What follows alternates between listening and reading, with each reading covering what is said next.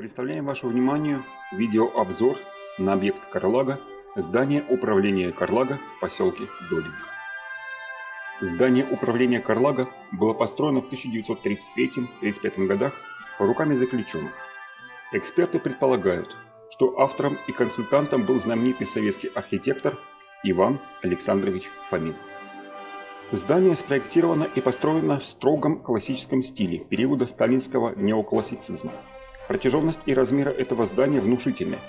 Оно имеет почти 100-метровую длину и 18-метровую ширину.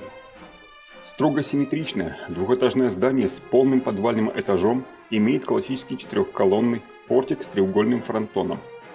На фасаде выступающая часть портика имеет балкон на втором этаже с видом на открывающийся парк с фонтаном.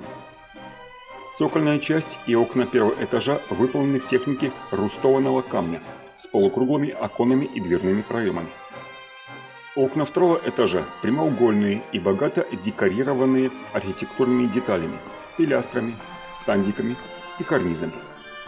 Фасадная часть здания завершается с торцов боковыми флигелями, что придает пластике здания еще большую выразительность. После реорганизации Карлага с 1961 года в здании размещался Мичуринский совхозтехникум.